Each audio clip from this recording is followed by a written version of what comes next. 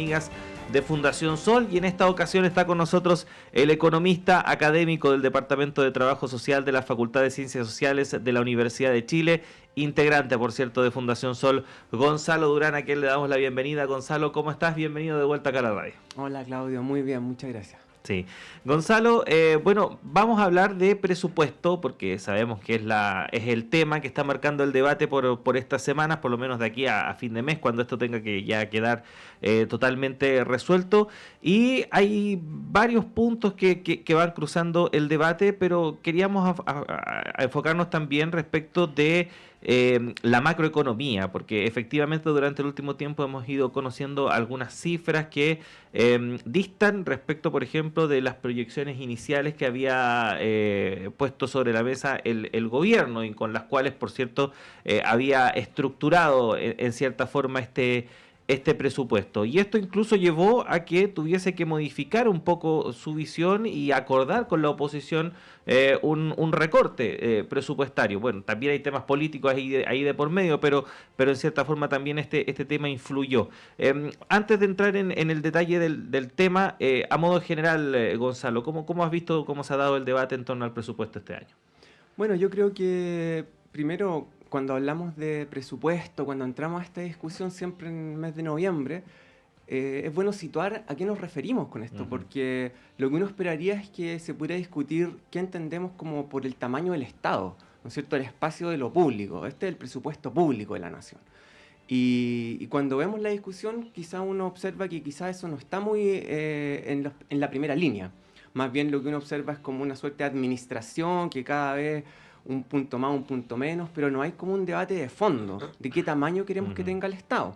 Y yo creo que es una pregunta fundamental para el Chile de hoy, en donde, por ejemplo, cuando uno va a la situación de los hogares, tú te encuentras con que, por una parte, datos, por ejemplo, de la encuesta suplementaria de ingresos que apareció hace unos meses atrás, que nos indica que el 50% de las y los trabajadores reciben menos de 583.000 pesos líquidos y por lo tanto están altamente endeudados. Hay una inseguridad económica, por lo tanto. Observamos que hay más de 4 millones de personas morosas, que si sumamos los servicios básicos, que hoy en día no se puede transparentar esa información, y lo que es las deudas de la educación, podríamos llegar fácil a las 4 millones 7, 4 millones 8. Personas endeudadas en general en el país son cerca de 11 millones de personas, un poco más. Entonces eso nos configura obviamente una situación donde efectivamente el espacio de lo público, uno diría, aquí tiene que tener un peso relevante, si es que por una parte tenemos salarios de esa envergadura, personas endeudadas. ¿Qué es lo que pasa con lo público? Y ese es como el escenario de punto de partida.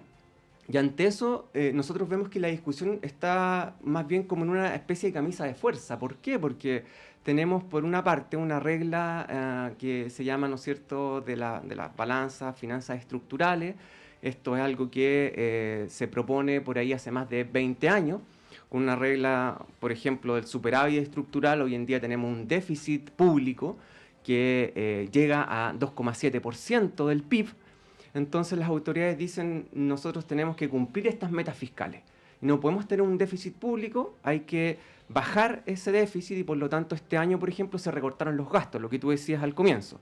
Son 1.600 millones de dólares, menos lo que se va a gastar, en un escenario como el que ya dibujaba en un comienzo. Entonces, en ese contexto uno dice, bueno, ¿qué tan espacio para el debate tenemos respecto a ese tipo de reglas, de disciplina? Sobre todo en un escenario macroeconómico, que no solo en Chile, sino también a nivel mundial, uno observa que las situaciones de crisis económica son cada vez más frecuentes. Hoy día mismo, en la mañana, se publicaban los datos de la zona europea y nos decían que, por ejemplo, la producción industrial había caído en cerca de un 3% interanual, en Alemania cerca de un 5%. Ya vemos lo que está pasando, por ejemplo, en Estados Unidos, ¿no es cierto?, con Trump y todo lo que eso significa con el cobre, por ejemplo, y cómo nos impacta a Chile, que es un país altamente abierto al mundo. Entonces, esta suerte de decir, hay que ahorrar en los periodos, ¿no es cierto?, de las vacas gordas, como se dice, para gastar cuando tengamos dificultades, lo que estamos viendo cada vez con mayor frecuencia es que atravesamos siempre más periodos de dificultad económica, y no están esos periodos donde uno puede ahorrar. Entonces, al parecer, el modelo que se generó no está dando el ancho hoy día en el año 2024. Entonces ahí tenemos un problema más o menos importante que a mí me gustaría que también se debatiera en el espacio, ¿no es cierto?, del fragor de la pelea del punto más o el punto menos. Ahora, Gonzalo, evidentemente el ideal sería avanzar a un estado de discusión como el que tú planteas, pero lo que vemos habitualmente, no solo en este debate, sino que en general en los debates de presupuesto año a año, es lo segundo. Y en ese sentido, al parecer, hay una suerte de renuncia, ¿no?, a profundizar la discusión, profundizar el debate y hacerse esa pregunta respecto de el tamaño del Estado. Al parecer, un sector está conforme con la envergadura que tiene, y otro sector está empeñado en reducirlo, pero no hay un sector que apunte a ampliarlo o robustecerlo. ¿Qué pasa ahí? Exacto, ahí también hay todo un problema porque también se asocia y la ciudadanía también ve que en el Estado han pasado muchos eventos también como de corrupción. Ya lo hemos visto con lo que sucedió ahora con Katy Barriga, ¿no es cierto?, con esa situación de la malversación de fondos y otra serie de personas que incluso vienen de sectores que siempre critican, ¿no es cierto?, el Estado, sectores, por ejemplo, de derecha. Entonces ahí también se le hace como una mala fama a lo que es la administración y trabajar en el Estado. Pero yo creo que eso hay que disputarlo, hay que pelearlo, porque efectivamente cuando uno entra en estas discusiones presupuestarias, lo que estamos hablando es del espacio de lo público y cómo en Chile eso es necesario. Por ejemplo, ayer mismo, ya para entrar un poco en materia, veíamos cómo en la partida de educación, ¿no es cierto?, se rechaza lo que era el presupuesto de los servicios locales de educación. Y los servicios locales de educación es una institución que se crea en el año 2017, producto de todo esto de la desmunicipalización de la educación, para que se pueda administrar localmente los servicios educacionales. Y lo que se genera, por ejemplo, el día de ayer con votos, ¿no es cierto?, sobre todo de la oposición, es que eso va a quedar sin financiamiento a partir ya probablemente del 2026. ¿De qué estamos hablando? Servicios locales de educación pública, por ejemplo, en Estación Central, en Cerrillo. Entonces ahí está lo que tú dices. Hay sectores que se empeñan y eso es lo que de repente no se ve, reducir el tamaño del Estado. Aquí hay harto componente como ideológico. ¿Qué tan fuerte queremos que sea el Estado o no? De eso es lo que se trata también esta discusión. Entonces ahí yo veo que este presupuesto, así como fue planteado en un comienzo y seguramente como va a terminar siendo la discusión, por supuesto que no va a cambiar las reglas del juego para la clase trabajadora y por supuesto tampoco para el capitalismo chileno.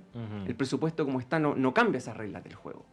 Entonces, cuando digo que no cambia las reglas del juego para el capitalismo chileno es que efectivamente al tú tener esa situación de que se reduce el gasto público, tienes estas reglas del déficit estructural, ¿no es cierto? Un déficit público, un 2%, la meta. Lo que tienes ahí en el fondo es garantizarle también un espacio al privado para que tenga su negocio, ¿no es cierto? Y que lo público no pueda aumentar el gasto, que lo público no pueda entrar en el terreno donde está el privado hoy en día lucrando, ya sea en educación, en vivienda, en salud, con las pensiones. Y eso es una discusión enormemente ideológica, que sin duda que hay que darla, pero hay sectores hoy en día que no la están dando. A propósito de esa discusión, Gonzalo, porque otro debate eterno, ¿no?, y que se ve, por ejemplo, en el debate de este presupuesto y en otros que han ocurrido anteriormente, que dice relación respecto de cómo hacer frente a las crisis. Esta idea, por un lado, de aumentar el gasto público, de invertir con mayor fuerza en obras públicas, en infraestructura, en fin, en una serie de materias para dinamizar la economía. Pero está esta otra visión que es totalmente contraria en el sentido de que no, que hay que estrechar aún más el gasto, que hay que reducir, apretarse el cinturón y en cierta forma tomar la dirección contraria. ¿Qué pasa ahí? ¿Por qué no se ha podido resolver en cierta forma ese dilema? Sí, bueno, naturalmente la respuesta va por el lado de las relaciones de poder, ¿no es cierto? En Chile eso es muy claro. Por una parte, tú tienes sectores que obviamente no quieren que se le toque los ingresos y consideran que los impuestos, por ejemplo, son como un robo por parte del Estado hacia los empresarios que emprenden y dan empleo, por ejemplo. Y ahí nosotros tenemos una situación bastante crítica en Chile porque cuando uno revisa cuánto es la carga tributaria, estamos hablando de cuánto se recauda como impuestos respecto al Producto Interno Bruto, En Chile los últimos datos indican que es cerca de un 23%. En el año 90 estábamos hablando de que era cerca de un 19%. Luego subió a un 20, 21, o sea, siempre nos hemos mantenido ahí. Independiente que hemos crecido económicamente mucho desde el año 90 a la fecha. Entonces ahí la pregunta es, la carga tributaria se mantiene prácticamente estable, mientras que otros países de la región, y para qué hablar los países ricos, tienen cargas tributarias que pueden llegar al 35%. Acá en la región, en el vecindario, tenemos a Brasil, que tiene una carga tributaria de un 33%, Uruguay, que tiene una carga tributaria de un 27%. Entonces ahí la pregunta es, acá en Chile, ¿cómo se hace para que los ricos y las empresas paguen impuestos? Y ahí sin duda uno podría decir, bueno, aquí lo que se necesita también es mejorar lo que es la relación de poder que existe entre lo que son los empresarios y cuál sería su contraparte natural. Bueno, los trabajadores, las trabajadoras, ¿no es cierto? La clase trabajadora. Y ahí, por ejemplo, cuestiones que uno echa de menos en la discusión, en que uno lo puede conectar, tiene que ver con el fortalecimiento a la acción sindical, fortalecimiento a los sindicatos.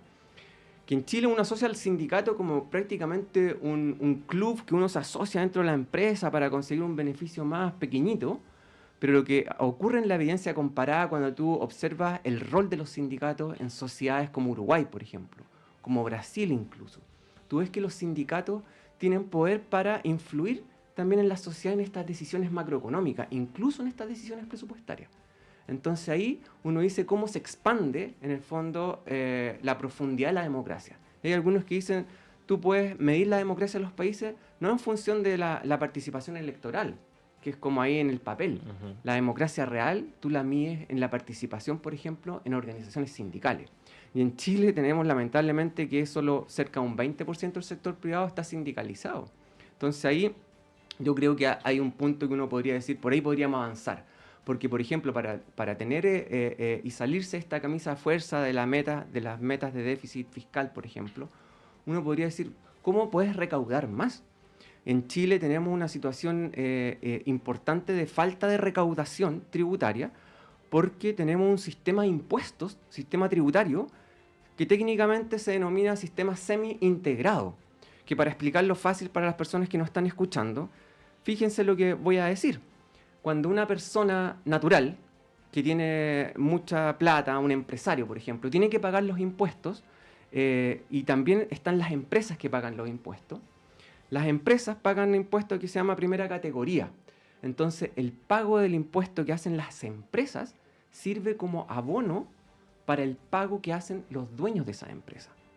Por lo tanto, por ejemplo, no existe doble pago de impuesto por la empresa y por lo que son los dueños de la empresa. Y eso, antes de la dictadura, estaba separado. Y por lo tanto ahí la fuente de recaudación, el caudal de ingresos que entraba a la economía para financiar lo público, era mucho más amplio. Hoy en día eso se ocupa como un abono, entonces se le dice al empresario, no se preocupe, usted tiene todo esto de descuento, no me tiene que pagar estos impuestos porque su empresa ya los pagó. Eso en la Unión Europea no pasa, en la mayoría de los países de la OCDE no pasa, pero en Chile sí, y no se ha querido cambiar, se redujo un poquito, pero sigue en lo sustantivo. Entonces ahí tenemos un problema también importante, y eso repercute en que hoy en día prácticamente toda la recaudación, o la mayor parte de la recaudación, viene del impuesto al valor agregado. O sea, de lo que se recauda, hablamos que más del 40% lo financiamos todos nosotros, ¿no es cierto?, cada vez que hacemos una compra. Entonces nosotros mismos estamos financiando nuestra pobre educación, nuestra pobre salud. Mientras que lo que pasa en los países ricos es que eso se financia con el impuesto a las personas y a las empresas. ¿Ah? Entonces ahí uno debería cambiar esa lógica. Pero esa discusión yo no la veo. Yo no la veo, por ejemplo, ahora cuando estamos hablando de presupuesto, no la veo tampoco en las campañas presidenciales de manera robusta, fuerte. Entonces ahí yo creo que hay mucho espacio, ¿no es cierto?, para trabajar. Por último, Gonzalo, te quería preguntar respecto de otros actores que han entrado últimamente a este tipo de discusiones, en particular este Consejo Fiscal Autónomo, que es esta instancia asesora, técnica, supuestamente encargada de revisar precisamente estos temas y que en el último tiempo ha sido vista por algunas autoridades políticas, parlamentarios, casi como una palabra sacrosanta, como que lo que dice el Consejo Fiscal Autónomo es así y hay que hacerle caso, etcétera, etcétera.